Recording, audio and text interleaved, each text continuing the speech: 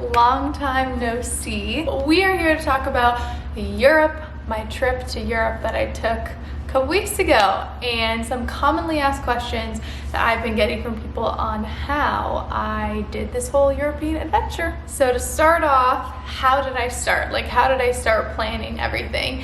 And basically I have wanted to go to Europe forever. Plans kind of changed throughout COVID, so I couldn't go. And so now I was like, oh, the world is reopened and it's time to have another adventure. And so I called up my two teacher friends who I knew had their summers off, made a good old PowerPoint, and I was like, these are the reasons why we should go to Europe. So first things first, getting people on board is what you need to do to come on your adventures with you. Secondly, I automatically check Google Flights because that's how I track flights. A pretty good deal. We didn't get them until April, and we got a really nice direct flight straight from Chicago O'Hare straight to Rome. And then we didn't want to fly back out from Rome because we wanted to go up to France. And so then we did a multi-city trip. You can play around with that on Google Trips or on Google Flights. And then we flew directly out from Paris back to Chicago. And the whole flight was only like a little under $900. And we did increase the price a little bit because we wanted to pick our seats so we could sit next to each other, and then we got insurance on it. But yeah, definitely be tracking those Google Flights. Look on Tuesdays. You can also use Skyscanner or Hopper, but I personally just love my Google Flights. Then the next thing was trying to book our reservations for accommodations. We had a general plan of we wanted to start in Rome, we wanted to end in Paris. That's how we were able to book the flights. And then we kind of had to make sure our route and our cities were finalized through the accommodations. And so one of the places we wanted to go to, Saint-Tropez, ended up falling through, and we went to Cannes instead. But Cannes was an absolute blast in the south of France. But that was just because we couldn't find good enough accommodations. So you definitely you can have your cities in mind, but then if the prices are outrageous or you're not finding accommodations that you like, given the time that you're looking, maybe you're booking a little late, then you might have to switch around your schedule a little bit, but it was all amazing. So we primarily did Airbnbs, which I really loved. We did do a hostel in Rome, and that was a blast. I want to go back and do more hostels. It was so fun. There was activities to do, just more places to hang out. We did a walking tour for free with other people. It was just a great way to meet people right off the bat because that was the first city we were in. We did a community dinner, and so I highly recommend hostels, and they're cheaper. And if you're worried about safety, I think they're pretty safe. And also, we did a private room. We could have probably done a regular room, but for a private room, it was seriously like we were in a hotel. We had our own bathroom and everything. So definitely check out more hostels, and then Airbnb we had really good luck with, and we did one VRBO. So once your flights and accommodations are all booked, the next big question I had was how do you kind of figure out transportation once you get there? And so we obviously took trains through through Italy and through France to get to the other cities and to cross the borders. And I'm not gonna lie, the trains were a little confusing. So I'm trying to help you out here. Download the EU Rail Pass. It's an app. You have to buy a pass. So you can buy a 5-day pass, a 10-day pass, and I think a whole month pass. But you only need to buy a pass for how many days you're actually traveling. So we were there for 16 days, but we were only traveling to a different city via train 5 of those days. So we could just get the 5-day pass. It was $229 US, if you're wondering. After you get that, if you're a US citizen or you're out anywhere from the European Union, you have to buy this pass just to be on the train. Then you have to buy seat reservations for most trains to have a seat on the train. And they're pretty cheap. They're about 8 to 15 euros usually. And if you don't have a seat reservation, then you're on a train that usually doesn't need one. Because usually if you're on a train that needs one, you have to buy one. So you have to buy one. But there was one point where we missed our train that we already had seat reservations for. So then we got on a different train that you didn't have to have one. And luckily we're all sitting next to each other, but the worrisome thing about that is that you might get a really bad seat or not sitting by people, or might not be able to find a seat if there's not seat reservations. So try to find the trains that you can buy on the EU Rail app. You can then go and buy your seat reservations and try to take the trains that have the seat reservations, if that makes sense. So a little confusing at first, but hopefully my tips help. EU app, buy your EU Rail pass, and then buy your seat reservation tickets for every train you're taking. Anyway, once you figure it out, easy peasy, easy peasy, but you just have to kind of work through it at the beginning. And honestly, we were in Paris during a heat wave, and so most of our other transportation in the cities was by Uber or walking.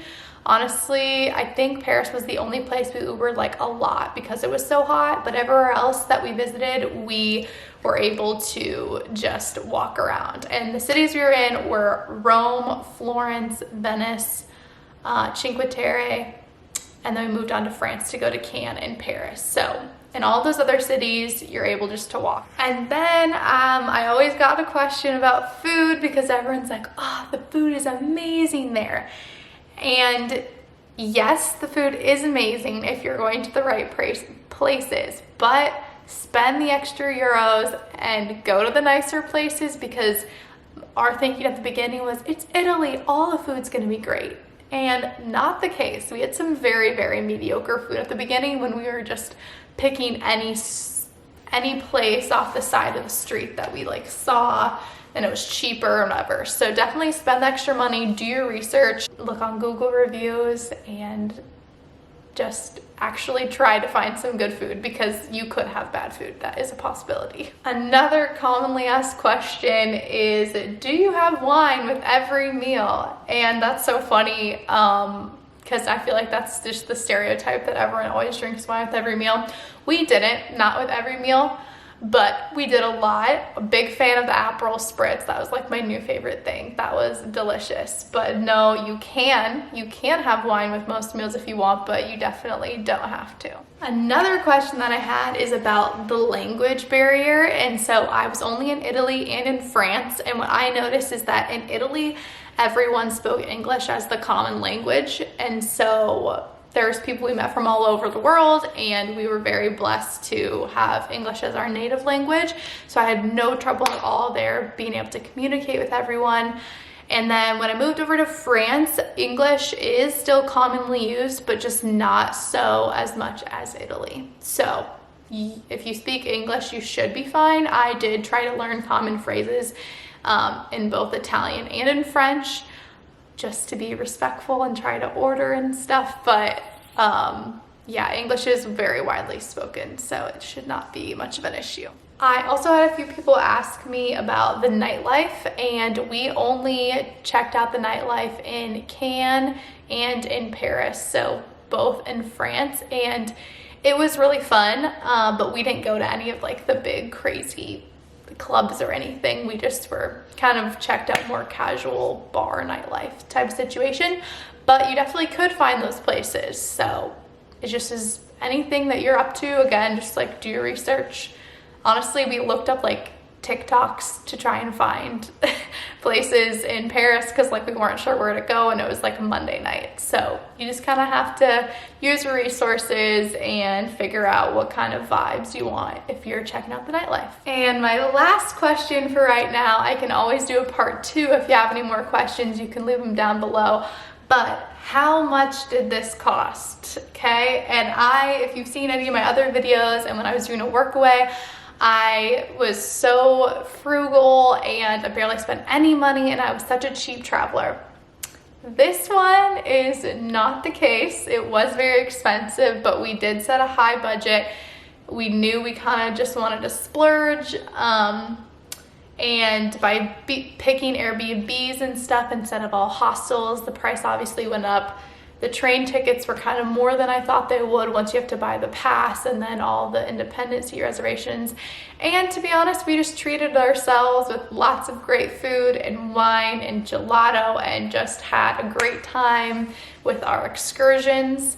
So in total, the goal, budget was $4,000 US, and it cost, drumroll please, $3,942.58. So really right on the money there. And so, yeah, if you don't know me, I track like every single cent that I pay because I'm just curious on how much things cost. So we had a full 2 weeks in Europe.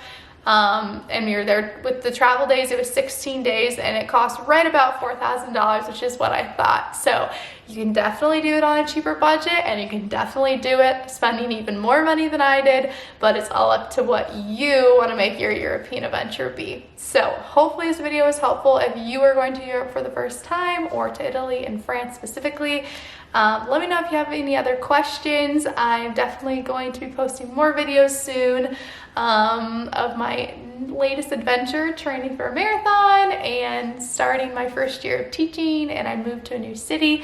So feel free to give this video a like, hit that subscribe button, and follow MJ's Moments on Instagram because I'll be posting daily content on there. I'll see you on the next adventure. Bye.